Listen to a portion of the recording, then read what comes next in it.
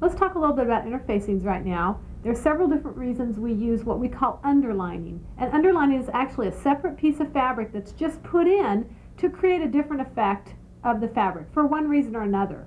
In this particular case, this is linen, and it's been underlined with silk organza. And you can see inside that there's actually a separate layer. This is a silk organza, and its purpose is to create a cushion of air between the two layers that prevents the linen from wrinkling as much in the use.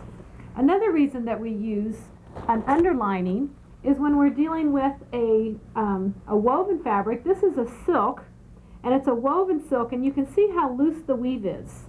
And in time, because of the wear, it would have a tendency to wear out. And so I've underlined this with an interfacing. Now that's the change that a lot of the industry is doing right now, is they're actually using interfacings as underlinings.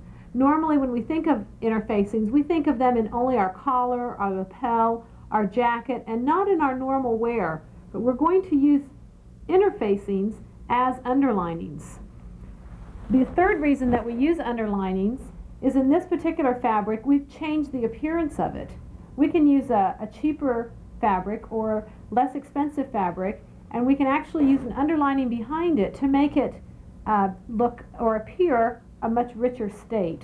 So those are the three reasons. We use number one to reduce wrinkling, number two to reinforce a fabric so that it will hold much longer, and number three to change the appearance. Again, what manufacturers do is they're using interfacings as underlinings. So instead of having actually two separate pieces of fabric, they're stitching or fusing the fabrics together. This is an example of a linen jacket where the whole linen is fused with interfacing, and the interfacing is being used as an underlining.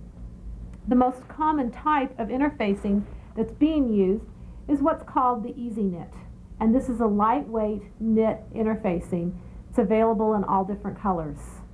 So let's take a look at how we do it and go to the inside of a jacket and see the differences. I went ahead and left the lining free on the inside of this jacket so we could kind of get a look as to what happens inside. You can see that the complete inside of this jacket is interfaced. It's fused with an interfacing. The reason I did this is because of the loose weave so that it would hold it intact. So each piece is interfused separately and then joined together. It's very important in your fusing that you make sure you fuse long enough. I see that the biggest problem with fusing is that women don't fuse long enough. And manufacturers recommend 10 seconds. 10 seconds is quite a long time on an iron. And so you need to be sure that you're holding that down a full 10 seconds. I would recommend a press if you have one available to you, or if it's within your budget, to get a press. That has a timer on it and gives the same amount of equal distribution throughout the entire fusing process. But again, each piece is fused separately and then they're connected together. Then the facings, you see that I have interfaced those as well, because you don't want to think of the interfacing as an interfacing. The interfacing is more of an underlining just to reinforce the fabric. Then we'll come back in and we'll go ahead and we'll line our garment. And one thing you want to watch for, especially in ready-made garments, you'll see that the front a lot of times is interfaced or underlined and the back is not.